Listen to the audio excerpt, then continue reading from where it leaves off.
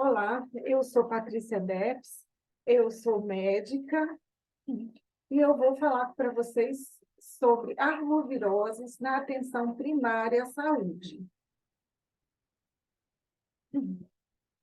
Bom, os objetivos dessa palestra são apresentar o fluxograma de dengue e facilitar o seu entendimento, apresentar os conceitos facilitadores para o diagnóstico clínico e a classificação de dengue, informar sobre o manejo dos casos classificados como A e B, com o objetivo de evitar evolução para casos graves e óbitos, apresentar os conceitos facilitadores para o diagnóstico clínico diferencial das principais arboviroses, apresentar algumas ações e responsabilidades da atenção primária à saúde e a importância do uso do cartão de acompanhamento. Quanto ao conceito, sabemos que é uma infecção pelo vírus dengue, que pode ser sintomática ou assintomática, e, quando sintomática, causa uma doença sistêmica e dinâmica de amplo espectro clínico, variando desde formas oligossintomáticas, ou seja, com poucos sinais e sintomas, até quadros graves, podendo evoluir para óbito. Podemos ver 3 fases clínicas dentro do espectro clínico da dengue. Uma fase febril, né, onde estão presentes a febre e diversos outros sinais e sintomas. Uma fase crítica, que, em geral, ela se dá quando a febre está cedendo, e nem todos os pacientes têm, que apresentam sinais de alarme nessa fase crítica, e a fase de recuperação, e é a grande parte dos pacientes que se recupera gradativamente com melhora do estado geral, retorno do apetite e a solução da doença. Bom, aí eu vou falar para vocês, nós vamos trabalhar 2 fluxogramas, né? São os fluxogramas que vocês podem encontrar na internet, por aí a gente vai utilizar, na verdade, um passo a passo aqui para a gente entender melhor o fluxograma, e que praticamente eles têm as mesmas informações com uma disposição um pouco diferente. Então, eu vou começar pelo início do fluxograma, em que ele traz uma classificação de risco e manejo do paciente.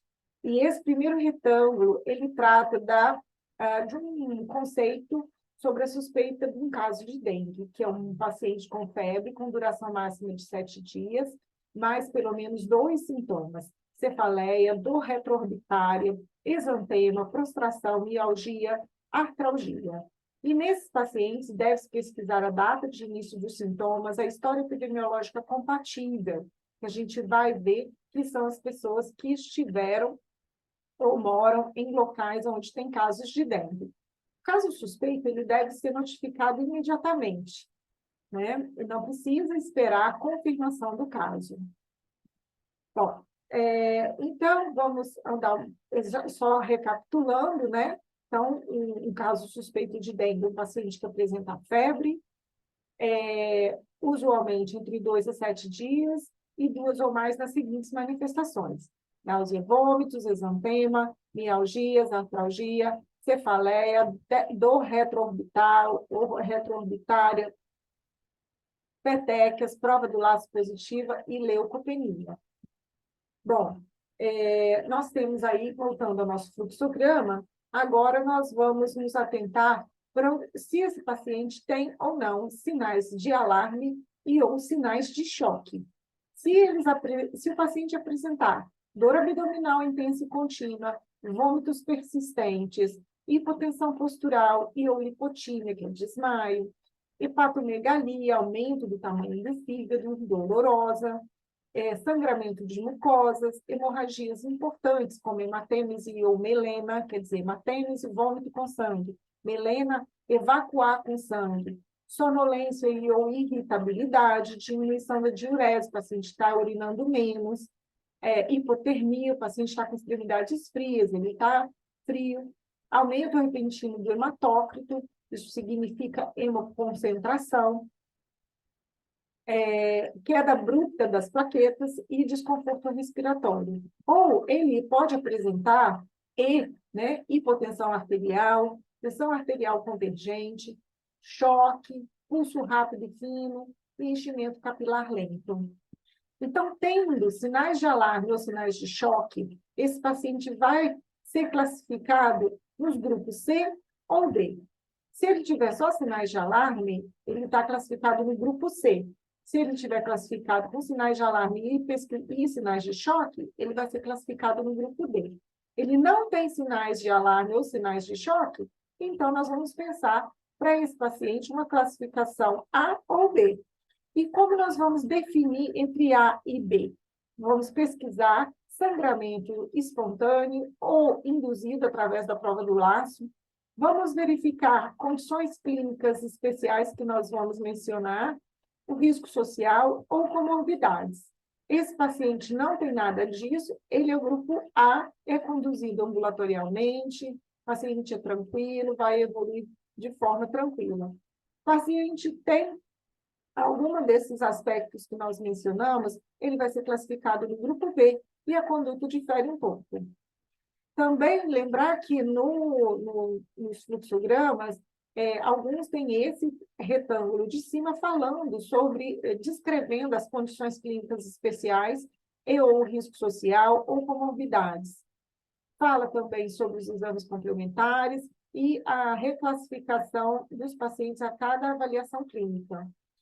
Fala um passo a passo da prova do laço, mas ele lembra embaixo que todo caso suspeito de dengue deve ser notificado à vigilância epidemiológica, sendo imediata a notificação das formas graves. Continuando aí no nosso fluxograma, eu vou chamar, então, agora, eu vou baixar um pouquinho, já que a gente já explicou a importância de se avaliar os sinais de alarme e sinais de choque, para a gente, então, ver se esse paciente não vai para a classificação CD. Se ele não for para a classificação CD, ele vai para a classificação AD, tá? Bom, então, durante a anamnese, é importante pesquisar sobre a febre, é importante pesquisar se é uma febre referida ou medida, incluindo se teve febre no dia anterior à consulta. Pesquisar a data do início dos sinais e sintomas, se tem sinais de alarme, né, como a gente já falou, sinais de choque, história epidemiológica e condições pré-existentes, que são as comorbidades. Também avaliar os sinais vitais, valorizar e registrar os sinais vitais, temperatura, qualidade de pulso, frequência cardíaca, pressão arterial, pressão de pulso e frequência respiratória. Pesquisar também o estado de consciência, se puder, faça a escala de Glasgow, pesquisar o estado de hidratação e estado hemodinâmico com enchimento capilar, verificar a presença de derrame pleural, taquipneia, dor abdominal, ascite, hepatomegalia. Se tiver dúvida, solicite uma ultrassonografia abdominal ou um raio-x de tórax para evidenciar derrame pleural. E vamos investigar o exantema. O que é o exantema? Nada mais do que manchas vermelhas na pele. E essas manchas podem se manifestar de diversas formas e são classificadas de acordo com a sua morfologia. Entretanto, nos exantemas, nas doenças febris exantemáticas, o exantema maculopapular é o mais comum entre as doenças infecciosas. Bom, ainda, né? Nós vamos buscar manifestações hemorrágicas espontâneas ou provocadas através da execução da prova do laço, que frequentemente é negativa em pessoas que estão em estado de choque, por exemplo. Então, a partir da anamnese, do exame físico, dos resultados laboratoriais, os médicos devem ser capazes de responder as seguintes perguntas. É dengue? Em que fase o paciente se encontra? Fase febril, crítica ou fase de recuperação? Tem sinais de alarme? Qual o estado hemodinâmico e o estado de hidratação desse paciente? Esse paciente está em choque? Tem condições pré-existentes, comorbidades, é diabético, é hipertenso? O paciente requer hospitalização? Em qual grupo de estadiamento A, B, C ou D o paciente se encontra? Bom, eu devo lembrar também dessa tipo de classificação, que é no Brasil, a classificação mais comum é o protocolo de Manchester, que utiliza 5 cores para identificar o grau de cada paciente. Geralmente, elas são vermelha, laranja, amarelo, verde, azul, e a cor vermelha representa os casos mais graves e o azul os mais leves. E essa identificação visual já é usada na maior parte dos equipamentos de saúde pelo mundo, como clínicas particulares e hospitais.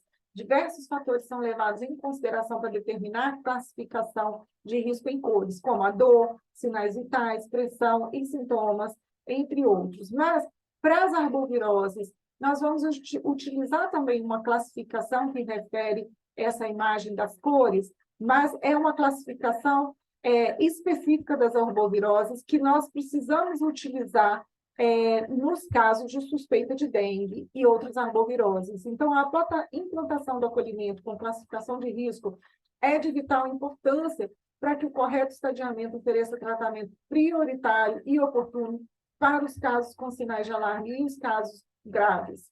E essas diretrizes também proporcionam melhor estratificação da gravidade do paciente, tendo em conta as manifestações clínicas mais comuns dessa doença e outras manifestações que anteriormente eram consideradas incomuns. Entretanto, nós estamos aí, no momento, vendo muitos casos de óbitos e que nós precisamos atentar, inclusive, para as manifestações clínicas que outrora pensávamos incomuns. Como evitar os óbitos pela dengue? Reconhecendo os casos graves. A maior parte dos casos graves ocorre pelo extravasamento plasmático, portanto, essa observação cuidadosa e o uso racional de líquidos intravenosos são essenciais. Lembrar que é importante observar os fenômenos hemorrágicos e também o comprometimento grave de outros órgãos. Bom, lembrar, então, que os sinais de alarme, mais uma vez, os sinais de choque, nós precisamos ter em mente esses sinais de alarme de choque. Talvez deveríamos fazer cartazes, pregar ou colocar de uma forma que seja bem acessível nos serviços de saúde. Então, antes que ocorra o agravamento da dengue, alguns sinais de alarme podem surgir por meio destes sinais, se tem conseguido identificar os pacientes que podem evoluir para uma forma grave da doença, com a intenção de prevenir gravidade e reduzir a mortalidade por dengue. Outra medida importante para evitar a ocorrência de óbito por dengue é estar na organização de serviços de saúde, especialmente em situação de epidemia, que nós vamos falar um pouco mais adiante.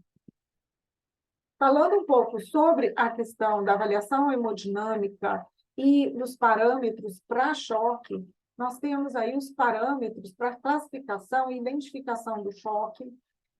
Basicamente, são parâmetros clínicos, não precisa de nenhum equipamento específico, nenhum exame laboratorial específico, basicamente uma observação clínica e na frequência cardíaca, né, a avaliação das extremidades, intensidade do pulso periférico, enchimento capilar, pressão arterial, ritmo respiratório e diureses.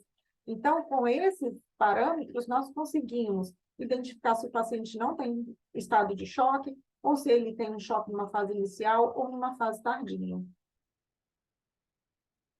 Também é importante a gente entender esses sinais de alerta e sinais de choque, como eu disse, porque a conduta vai ser diferente. Pacientes dos grupos C e D, eles vão para leito de internação e hidratação endovenosa, e eles não podem ficar numa unidade básica de saúde.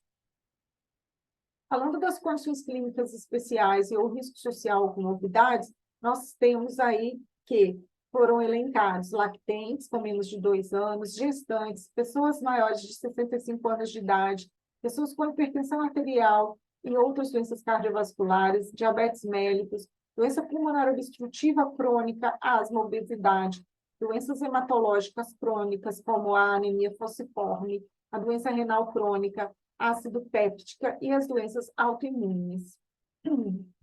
E falando da prova do laço, vamos dar aqui um passo a passo de como realizar essa prova. A prova do laço, eu devo lembrar, ela não é exame diagnóstico para dengue. Apesar de reforçar o diagnóstico, não deve ser utilizado para excluir ou confirmar uma suspeita de dengue. Ela serve para que nós possamos avaliar a chance de sangramento. E, para isso, forçamos a vasculatura da pele, induzindo um sangramento, como eu vou mostrar a seguir. Então, primeiro a gente vai verificar a pressão arterial e depois vai realizar a média entre os valores da pressão sistólica e diastólica. Ou seja, vou dar um exemplo. tá? Se a pressão é 120 por 80, eu vou somar 120 com 80, vai dar 200, e nós vamos dividir esse valor por 2, obtendo 100. Então, o manguito ele deve ser ajustado para o valor encontrado da média entre as duas pressões. E, então, nesse nosso exemplo, o indicador do esfigmomanômetro deve parar na medida de 100 e mantido nessa posição por 5 minutos para adultos e 3 minutos para crianças, né? Mas também ele pode ser suspenso em caso apareça as petecas. Então, se aparecerem as petecas, nós podemos desinsuflar o manguito e já realizar a contagem. Avisar o paciente que ele pode, claro, porque vai ficar ali com uma compressão, um garroteamento, né? Daí o nome laço, vai ficar garroteado o braço, então pode apresentar um formigamentozinho do braço, uma cianose, que é um roxinho, um arroxeado, mas isso volta ao normal depois que a gente desinsuflar o manguito. Então, após completar o tempo determinado, né, que nós falamos, 3 minutos para criança, 5 minutos para adultos, nós, ou mesmo o aparecimento da peteca, nós vamos iniciar a leitura com desenha-se um quadrozinho de 2x2, onde a gente encontrar as petecas e começa a contar. Então, mais de 20 petecas em adultos, a prova é positiva, e mais de 10 petecas em crianças, a prova é positiva. Então, lembrar que ela pode, inclusive, também ser positiva em quadros de casos de trombocitopenia idiopática ou hepatopatias, por exemplo. Mas também ela pode ser negativa em pacientes que, como eu disse, pode estar em estado de choque, ou pacientes, às vezes, muito obesos, né? Então, se a prova do laço estiver positiva, antes do tempo determinado, ela pode ser interrompida, como nós falamos. Bom, e o que significa, desculpe, o que significa para nós, ela significa que é um quadro um pouco mais grave. E então, o paciente com resultado positivo, ele é automaticamente classificado no grupo B, e para esse paciente, você deve, no mínimo, fazer o hemograma, e nós vamos falar como nós vamos fazer a condução desse paciente. Muito bem. Voltando ao nosso fluxograma, encontrei ali uma prova do laço ou não encontrei, sinais de alarme, sinais de choque. Então, nós vamos decidir agora o que vamos fazer, né? Então, nós vamos fazer o acompanhamento. Pensando, então, em atenção primária, saúde, nós estamos falando da condução dos casos classificados como A e B. O paciente classificado como A, ele tem um acompanhamento ambulatorial, os exames laboratoriais, né, o hemograma ele pode ou não ser solicitado de acordo com o critério médico. E o paciente classificado como B, ele geralmente fica em leito de observação até o resultado, até você conseguir ler os resultados dos exames e a reavaliação clínica. Lembrar que o grupo B também estão incluídos os pacientes que não têm sinais de choque nem sinais de alarme, mas, portanto, eles são acima de 75 anos, presença de comorbidades de difícil controle ou descompensada, eles devem ser mantidos em leito de hidratação, uma internação por 24 horas para a gente, antes de liberá-los, porque tenhamos certeza que esse paciente não vai evoluir mal. Então, vamos falar sobre a conduta mais especificamente nos casos A. Então, nós vamos solicitar os exames laboratoriais se precisar, prescrever paracetamol e eudipirona se precisar, não utilizar aspirina, né, que são salicilatos, ou anti-inflamatórios não esteroides de forma alguma, e orientar o repouso, prescrever dieta e hidratação oral conforme a orientação indicada, individualizado, não é uma orientação que tem que ser igual para todo mundo. Então, vai depender do peso do paciente, da idade, se é criança, se é menor de 13 anos, enfim. Então, esse cálculo, ele tem ali previsto, né, como se calcula, como que faz essa hidratação oral, ok?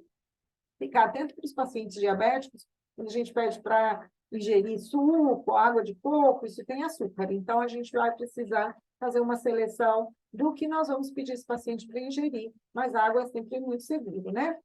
Então, esse é um extrato ali, mais uma vez, né, do fluxograma, para a gente entender o que tem lá. Então, em azul é a cor do grupo A e verde a cor do grupo B, tá certo? Então, vamos conduzir agora os casos do grupo B. Esses pacientes, nós temos que solicitar o hemograma de forma obrigatória para todos os pacientes. E coletar a amostra no momento do atendimento, não podemos perder essa oportunidade, o paciente veio à consulta, classifique e colhe o exame. Está em dúvida, colhe o exame. Mesmo que o grupo A, não tem problema, está em dúvida, coleta o exame. Liberar o resultado em até 2 horas, ou no máximo 4 horas, e o paciente ali aguardando. E avaliar se existe uma concentração ou não, olhando o hematócrito do hemograma, né? E outros exames, dependendo da condição clínica de cada paciente. O acompanhamento e observação até o resultado dos exames, a hidratação oral conforme recomendado para o grupo A, que a gente acabou de falar, até o resultado dos exames. O paciente não consegue ingerir, não quer, não recebe bem, está vomitando, aí já precisa de hidratação endovenosa, e se está vomitando, já vamos avaliar se esse paciente não vai ser reclassificado no grupo C. A qualquer momento, esse paciente pode ser avaliado e pode ser relocado numa outra classificação. Analgésicos e antitérmicos, se necessários, né? E a conduta do B ainda, conforme a reavaliação clínica e os resultados laboratoriais. Então, paciente com hemoctócrito normal, o paciente vai para um tratamento ambulatorial com reavaliação clínica diária, por isso a importância, mais uma vez, do cartão de acompanhamento do caso de dengue, retorno em até 48 horas após a queda da febre ou imediata, que a gente ali está identificando, né, e vai monitorar a possibilidade daquela fase crítica, né, e se existe a presença de sinais de alarme. Evitar a automedicação e orientar o repouso. O paciente apresentou sinais de alarme no grupo B, ele segue a conduta para os casos classificados como C e notifica o caso, e os exames específicos para confirmação não são necessários para a condição clínica. Eles são muito importantes, né, para uma avaliação epidemiológica, mas para a condição clínica eles não são importantes. Mais uma vez, analgésicos e antitérmicos, voltando ao nosso fluxograma, né, o que ele diz lá? O fluxograma mostrou a hemoconcentração ou mostrou sinais de alarme, ele vai para o grupo C e vai ser conduzido lá pelo grupo C. Nós vamos já solicitar uma vaga para ele imediatamente, e enquanto isso, vamos iniciar os primeiros atendimentos com hidratação endovenosa. Grupo C, iniciar a reposição volêmica imediata, reposição, ela deve ter uma quantificação certa, mas ela vai ser mais abordada no próxima apresentação, mas o paciente deve permanecer em acompanhamento em leito de internação até estabilização, no mínimo de 48 horas. Exames complementares são obrigatórios, hemograma, dosagem de albumina sérica e transaminases. Raio-x de tórax, ultrassom de abdômen para avaliar a ascite e a presença de derrame pleural, e outros exames poderão ser necessários, como, por exemplo, glicemia, ureia, creatinina, eletrólitos, gasometria, TPAE e ecocardiograma. Então, é hidratar, reavaliar, expandir, reavaliar, monitorar. Esses são os verbos utilizados no caso C, e se não houver melhora clínica e laboratorial, conduzir como grupo D, que vai precisar de um leito de terapia intensiva. Grupo C e D, identificou sinais de alerta, liga para pedir vaga, hidrata enquanto a ambulância não chega.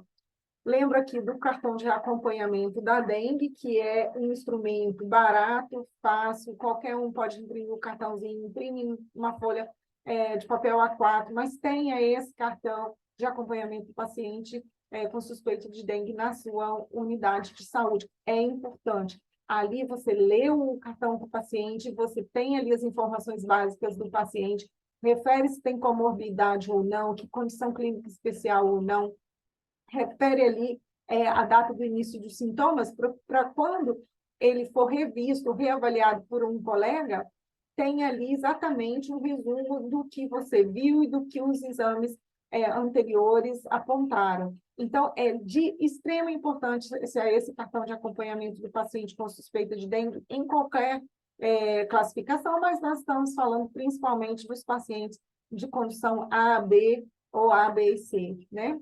Então, é importante esse cartão. Eu vou falar rapidamente das situações clínicas específicas nas crianças, gestantes e outras síndromes febris e diagnósticos diferenciais.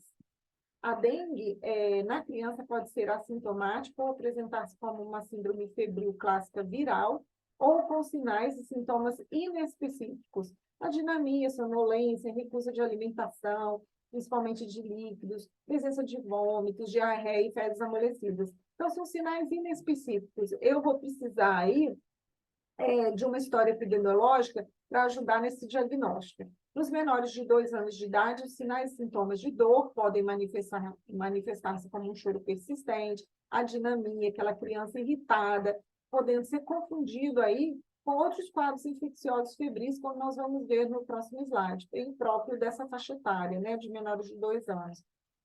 E muitos pacientes, nessa fase, né, muitas crianças, elas às vezes têm um quadro inicial que passa desapercebido e quando vai ver, esse paciente apresenta-se com um quadro mais grave. E esse quadro grave ele se instala subitamente, mais subitamente até do que nos casos em adulto, com agravamento súbito. Nos casos das gestantes, lembrar que as gestantes devem ser tratadas de acordo com o estadiamento clínico da dengue. As gestantes necessitam de vigilância, independente da gravidade, devendo o médico estar atento aos riscos para a mãe e para o concepto. Os riscos para a mãe infectada estão principalmente relacionados ao aumento de sangramento de origem obstétrica e as alterações fisiológicas da gravidez que podem interferir nas manifestações clínicas da doença.